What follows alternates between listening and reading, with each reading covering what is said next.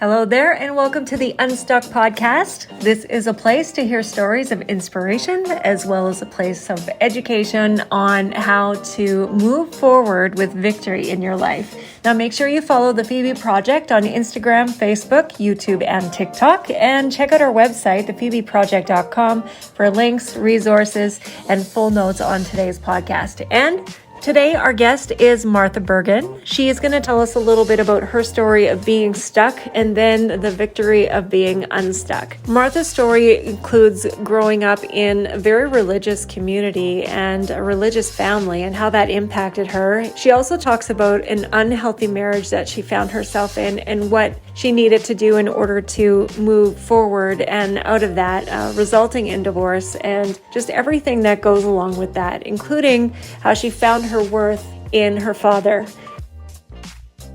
Martha, welcome to the podcast. Thank you. It's so good to have you. I'm glad you said yes. I'm excited about this. I'm probably more excited than you are. Probably. You mentioned that you're nervous. Wow. But don't be nervous. We're just going to have a chat. Okay. And so why don't you just start with telling us a little bit about your background. You've been through traumatic experiences and whatnot. You're gonna be open about that a little bit today. And okay. If you're okay with that. Yeah. And but first of all, what is your background? How did you grow up a Christian? My parents probably tried the best they could, right? Our parents tried. They do. And they grew up in the same religion they taught us, basically. That's how I see it anyway. Right. So I'm not gonna blame them, and yet it really had an effect on how I grew up. Right.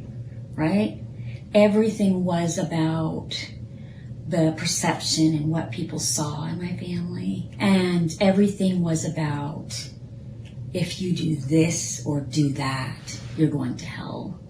Right. And so when you grow up that way, you don't know about the love of God.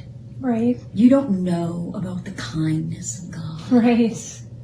God is super kind. He is. So I guess in saying that, I grew up, and I guess I would have, even teenage years, then I started pleasing people. That's all I could do, is because I wasn't good enough, I needed to be good enough. Right. So then I started working for my dad, and I would try to please him as much as I could. And then, then I met Jesus. So but you take that in. You take that into your adult life, and you take that into everything you do. The very first lie in your life follows you until you recognize what it is. Right. You mentioned religion. Yeah. And maybe I should just be really straightforward and say that your dad and my dad were brothers. Oh, I know. Yeah. And they were very similar. Very. And I actually have a similar story. Mm-hmm.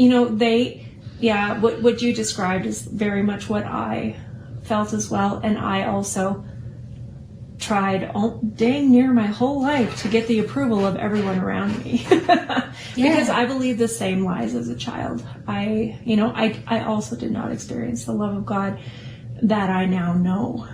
Right. It's that we now know. Right? Yeah. Yeah, for sure. Yeah. And I do believe, I do believe our dads, who are both now passed. Yeah. I do believe they truly saw God at the ends of it. Oh, I do too. Yeah. 100%. Yeah. And I think they really got it. Yeah. At the end of their lives. But that being said, we are not the only ones in this boat. There are a lot of people who grow up in a religious community, and it's not just our community. And they're growing up in a religious community. Yeah. That's like 100%. And I think that what you're alluding to is that the love of God is amazing. And we don't know, we didn't know that growing up. I didn't. Because, like I said, everything was what? Everything I did was sending me straight to hell. Like, basically, you go for a walk, you hold hands with a boy, you'll be pregnant and go to hell. But it's true, That's exactly what was. And I'm like, wow. And I've been listening to a lot of podcasts from different people. Okay. And it's And this is common in many religious 100%. Communities. And when I say community, it's not just a community. It could be a church, or it could be a school, or it could be, sometimes it is a whole town. Oh, yeah. You know? So, what do you think is the truth that you found? The truth that I found is the love of God isn't fuzzy. The love of God is truth. Right? When God loves you, it's true. Love is truth. His love is truth. And his love hurts sometimes. But for me, like personally speaking, God's love, as much as it hurts, if you're willing to allow it to grow and change you, it's something that you can't even, the experience is something you can't even always talk about because you can't explain it. Yeah, it's very personal. Well, 100%. Yeah. Yeah. So, this podcast is all about getting unstuck. Right. So, were you in a place in your life of being stuck when you realized the love of God? Or how did that come about for you? It's really strange how you think you're always a Christian or whatever. You're growing up in this Christian community and you're always just a Christian, right? So I had 2 affairs in the first 10 years of my marriage. Why do you think you had affairs? Because there was a lot of sexual abuse in my marriage. And that is something in this community people don't think happens. You're married, so there can't be something like sexual abuse, right? But there is. That made me turn to somebody that was kind to me. Right. You know? So there are so many things going through my head because I just think that there are so many different levels to this. One is we are taught oftentimes that divorce is wrong. So we stay in abusive relationships because divorce is wrong. In the meantime, we're being abused. And I was really thinking about this today. I didn't know that you were going to take this path, but early on this morning, I was just doing stuff and thinking, we make vows, right? Yeah. And so when we get married, we make a vow before God in a public place. It's a ceremony and it is to be celebrated. Right? It is. And it's a vow. Yeah. But we make vows all the time. We do.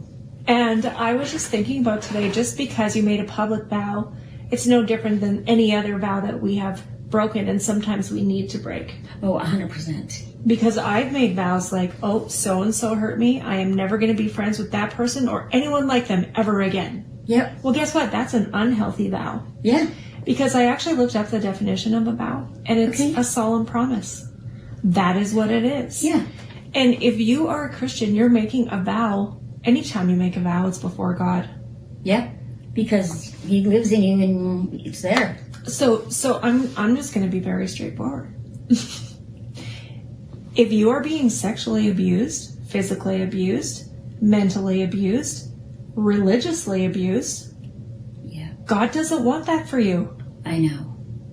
And that, I believe, and I'm probably going to get hate mail for saying this, but I believe that is a time to go to God and say, I am sorry for making that vow, and please be with me as I undo it, so that I can be everything that you created me to be, so I can experience your love, your unconditional love, so I can be me. Because what I think I've seen in you, well, I know I've seen in you is you have you have this joy about you. You are very confident in who you are because you don't care if you make mistakes because you know God loves you anyway. You're right. You're right. He does. I can fall off the wagon. He's going to leave me there for a bit, but And I think and that's he's going to really... say, tomorrow is a new day, Martha. It's okay. Yeah. And we beat ourselves up. Like you mentioned before, we beat ourselves up when we make a mistake. Yeah. And that's not what God would do. God's not beating us up. No, not at all. He doesn't want us to look a certain way. He doesn't care. He cares way more about the pain that got us to this place than about where we got ourselves. Yeah, 100%. Yeah. Yeah, for sure. When I realized I was stuck, I would learn in the beginning when my healing journey started. I would start learning, and I was so excited because I get to do something to make a change in my life. Yeah. Right? That means I am being proactive, and I am. Okay. Right? And so I got stuck, and I'm just ticked off. I'm just not happy. And I'm like, why am I not learning? Why am I not doing this? And then I'm like, you know what? I'm a warrior. Like, something's got to get done, And most times, even now, every day, my journal starts with, "Good morning, Jesus, I love you," And one day, I was just in the middle of writing it, and I just heard, "Put your pen down." I'm like, what? It was like, "Put your pen down, Martha." And I did, and I just heard God say, "Look at me." He wanted me to invite him to see my heart. He could see it, but he still wants our invitation. So yeah, you have to be open to that. If he's going to see your heart, you have to be open to that. And I was, and it was just, I felt such an incredible, I just bawled like a baby, but I felt such an incredible love, such deep love. I felt and I saw his affection. I felt his satisfaction over the way he created me. And it was amazing, And I'm like, okay, so you're the warrior, not me, right? At that point, that's where I started growing again, just in different areas. But God did say, I know we're probably not to the point where my favorite Bible verse is supposed to come in yet, but right? Sure we are. Ezekiel 37, verse 1 to 4. I have it written down. Is it okay if I read it? Yeah. Okay. "The Lord took a hold of me, and I was carried away by the Spirit of the Lord to a valley filled with bones. He led me all around among the bones that covered the valley floor. They were scattered everywhere across the ground and were completely dried out. Then he asked me, 'Can these bones live?' 'O sovereign Lord,' I replied, 'you alone know the answer to that.' Then he said to me, 'Speak a prophetic message to these bones and say, dry bones, listen to the word of the Lord. This is what the sovereign Lord says. Look, I am going to put breath into you and make you live again.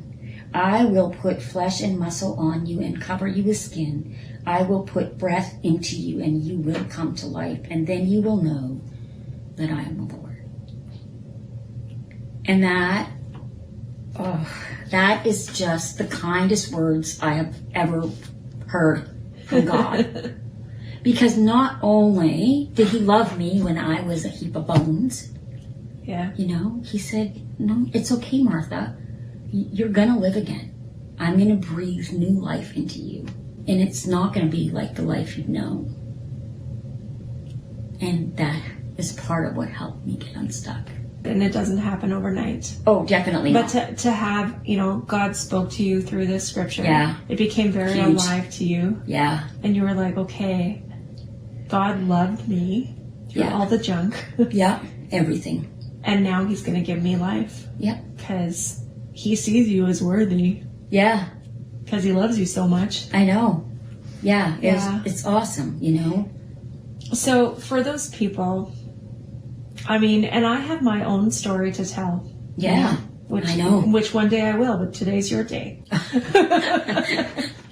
I would love for you to give advice to the person who is stuck in the middle of it all right now, because there's so many, like, as I said before, so many layers to this.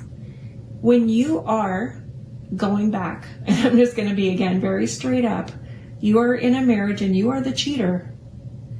You're the one that looks pretty bad. Am I wrong? You are not wrong. And most, and that was very straightforward. I'm good with that. But that's how people talk. Yeah. You know? Oh, once a cheater, always a cheater. Oh, look at her. Yeah. You know? Not knowing all of the pain. You know, there's always a story. Always. Behind the scenes that nobody is seeing. Yeah. And so you are living this huge story behind closed doors. Yeah. And now I'm just thinking of anyone who might be in this situation. Okay.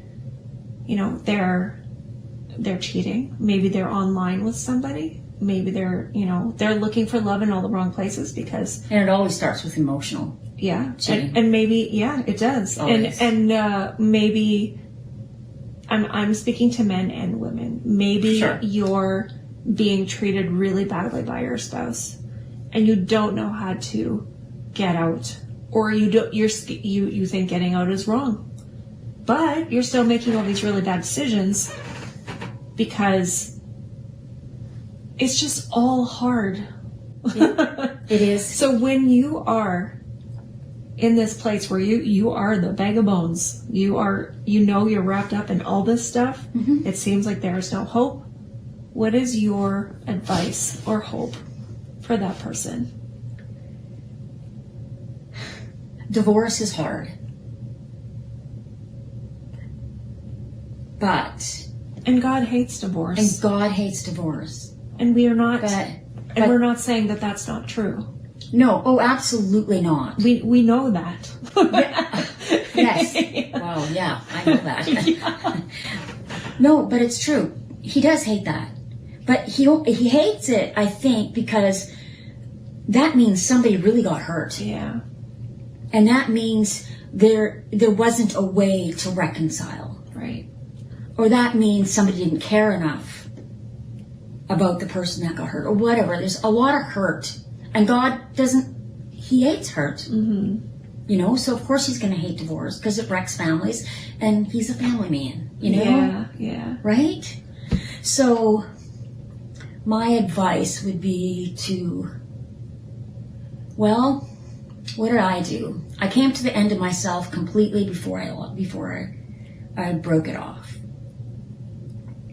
I cried for months before. I grieved probably before it even ended. Like, I went to counseling to talk to a counselor about all the stuff that happened, and the counselor broke down and cried. And isn't it great when counselors cry with you? Mm-hmm. It's the best thing ever. Yeah. Well, things I couldn't even speak the words. Mm. I couldn't share my story. I had to give him a piece of paper because of the pain, right? And I was still married at the time. Mm-hmm. So I had a counselor, I had 2 pastors tell me that I really just needed to leave. Right. Because it wasn't going to heal otherwise.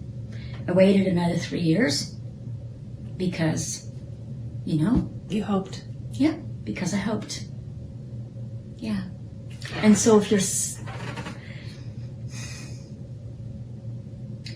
being stuck and being committed, right?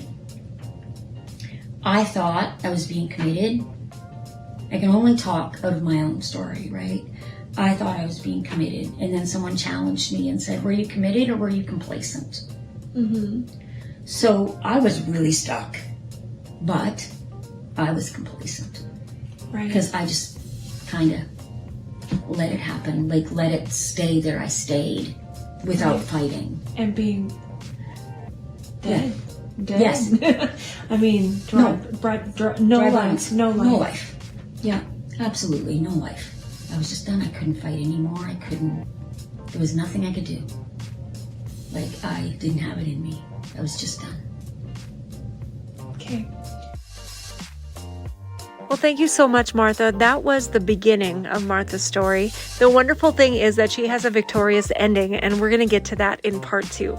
So make sure you come back and check that out. Please head to our website, thephoebeproject.com, to learn more about us. Follow us on Instagram, Facebook, YouTube, and on TikTok. And make sure you subscribe to the podcast so that you know when new ones pop up. I'm your host, Connie Bailey, and we'll chat with you next time.